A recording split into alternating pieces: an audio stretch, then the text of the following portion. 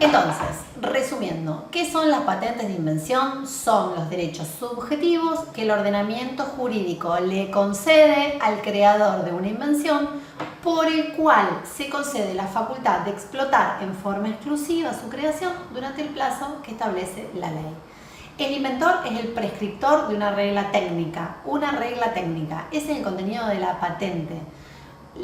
Uno de los problemas que tienen los derechos intelectuales es su delimitación objetiva, a diferencia de lo que ocurre con un bien material que tiene límites. Por ejemplo, tengo una propiedad que está situada sobre calle Alvear, que limita al este con fulano, al oeste con mengano, al sur con este, que linda acá, que tiene tantos metros. En materia de derechos intelectuales yo tengo intangibilidad. Entonces, cada vez que tenga que ejercer esos derechos voy a tener que estar viendo el continente, o sea, hasta dónde, qué es lo que yo inventé. ¿Es esto más esto más esto? ¿Es esto más esto más? ¿Es un cabezal de siembra? ¿Es el cabezal? ¿Es toda la cosechadora? ¿Es el dispositivo que se engancha en el cabezal? ¿Es el proceso para tal cosa? Entonces, el inventor es un prescriptor, establece la regla técnica que está involucrada para que cuando el usuario realice los pasos que están establecidos en su patente de invención, llegue al resultado protegible. Lo que se protege no es el resultado, sino la regla técnica contenida en el resultado.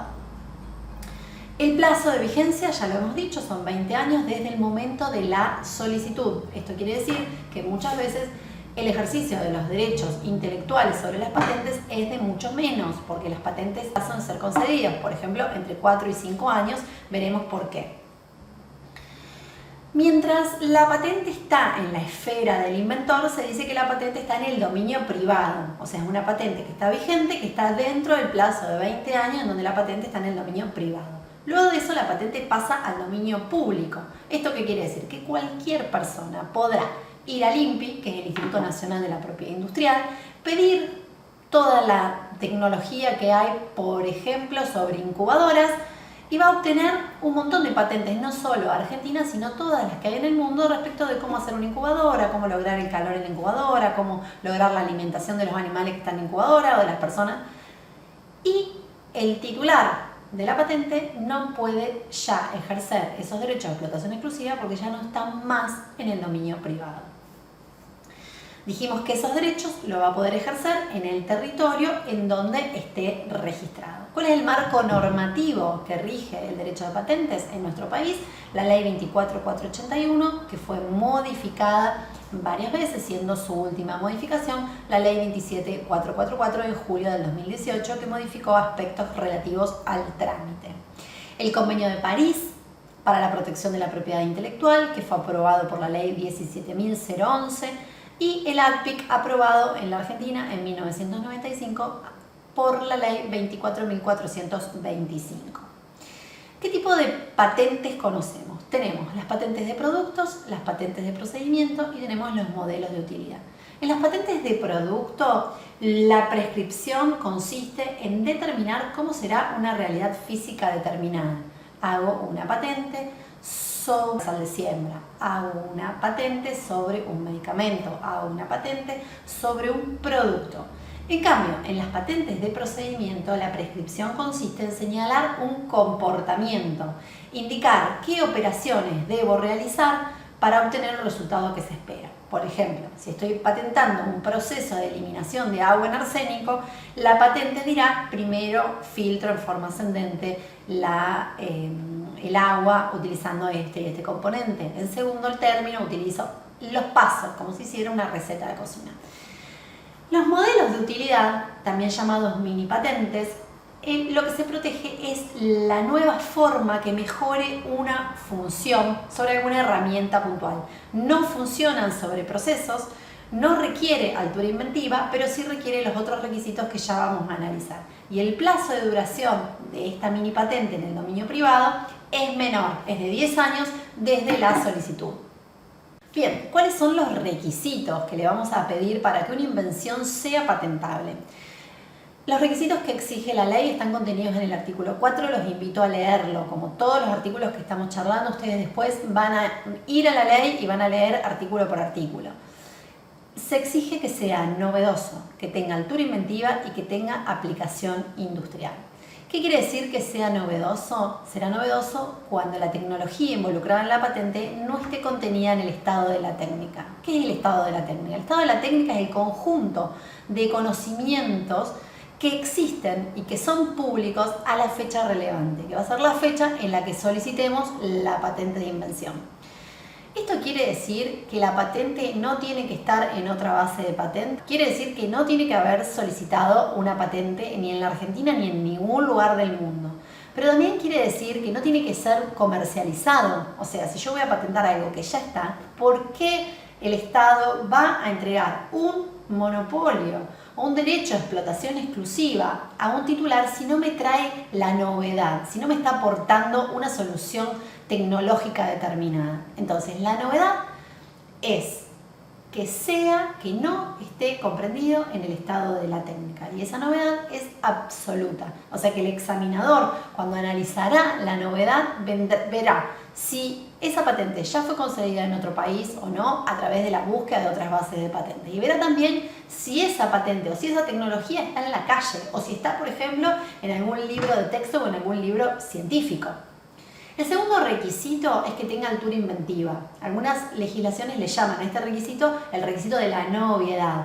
O sea, que la patente traiga una tecnología que importe un salto cualitativo en el estado de la técnica, que no sea obvia. ¿Para quién? ¿Para cualquiera? No, para un técnico medio en la materia. O sea, alguien con conocimientos medios en el área científica en donde está impactando esa patente no debería deducir en forma normal y ordinaria la patente que se le trae.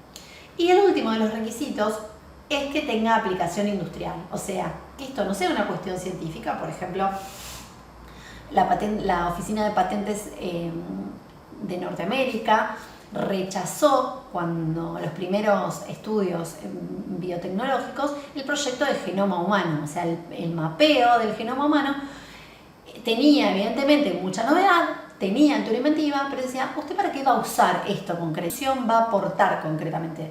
Nada que sea de sola investigación científica puede ser apropiable en forma exclusiva si no impacta directamente sobre la aplicación industrial. Estos requisitos deben darse en forma ordenada y acumulativa. No puedo tener 1 de 3, 2 de 3.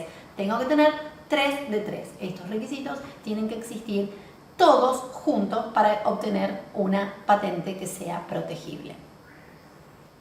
Hay dos excepciones a la pérdida de la novedad, que por más que sean conocidos, el invento sigue teniendo novedad y por ende podemos hablar de que vamos a tener una patente registrada y concedida.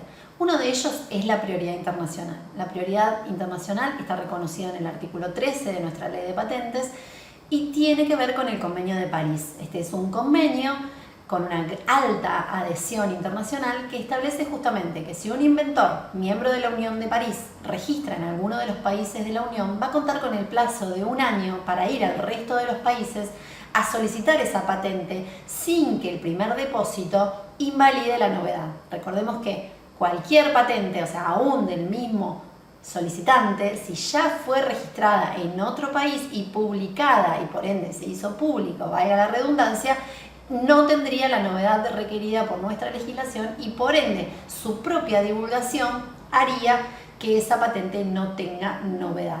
Entonces, esto es la prioridad internacional, está establecida en el Convenio de París, está reconocida en nuestra ley en el artículo 13.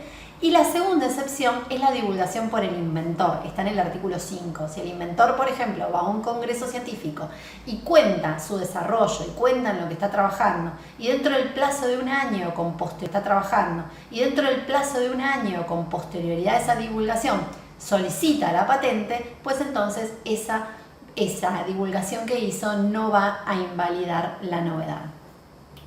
Bien, estos requisitos sobre los que estuvimos conversando son los requisitos positivos de patentabilidad. Se tienen que dar sí o sí, pero aparte el invento no debe estar comprendido en los artículos 6 y 7 de la Ley de Patentes, que son las condiciones negativas de patentabilidad.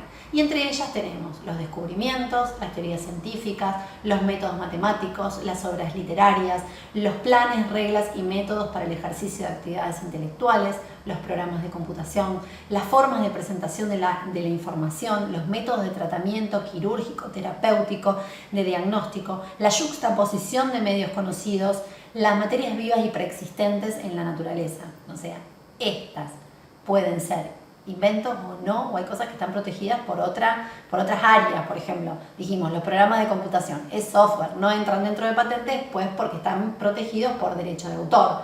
Los métodos matemáticos no entran dentro porque no tienen aplicación industrial.